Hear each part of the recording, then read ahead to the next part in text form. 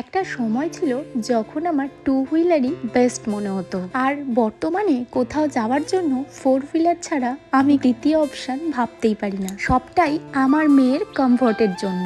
হেই so hello everyone, আমি তনুশ্রী, আর আমার আরও একটা নতুন মিনি ব্লগে তোমাদের অনেক অনেক অনেক ওয়েলকাম। আজ ছিল তিতলির 15 মান্থস ভ্যাকসিন, আর বেরোতে গিয়েই দেখলাম ফোর হুইলার নেই। তো কি আর করার আছে, টু হুইলার করেই আমরা চলে এসেছি। আর তোমরা ভিডিওটা দেখে আশা করি বুঝতেই পারছো তখন কিন্তু বেশ ঠান্ডা ঠান্ডা ছিল, আর তাই তো তিতলিকে আমাকে একটা জ্যাকেট পরাতেই হয়েছে। আর অ্যাজ ইউজুয়াল ডক্টরের কাছে আসলেই কিন্তু আমাদের বেশ অনেকটা সময় এখানে ওয়েট করতে হয়।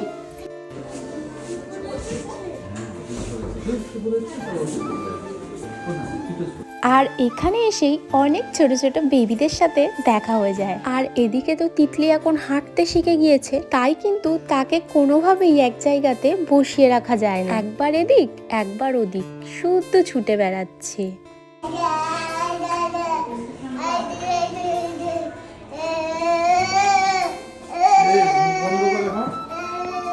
আর এদিকে দেখো এত ছুটোছুটি করেছে আর টায়ার্ড হয়ে কেমন ঘুমিয়েও পড়েছে।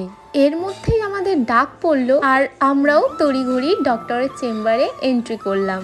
আর তারপরে সেই প্যাথেটিক মুভমেন্ট, ঘুমের মধ্যেই ভ্যাকসিন।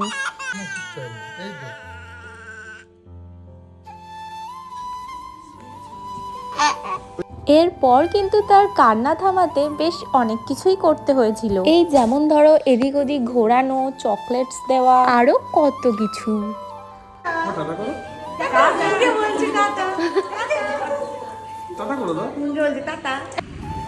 আর তারপর সবাইকে টাটা করে এবার কিন্তু বাড়ি ফেরার পালা। আর হ্যাঁ, তোমাদের বেবিদের লাস্ট কত মান্থ ভ্যাকসিন চলছে অবশ্যই কমেন্ট করে জানিও। আর ভিডিওটা ভালো লাগলে অবশ্যই একটা লাইক করে দিও। তাহলে চলো আজকের ভিডিওটা এতটুকুই, আবারও দেখা হচ্ছে নেক্সট ভিডিওতে। ততক্ষণের জন্য টাটা, বাই।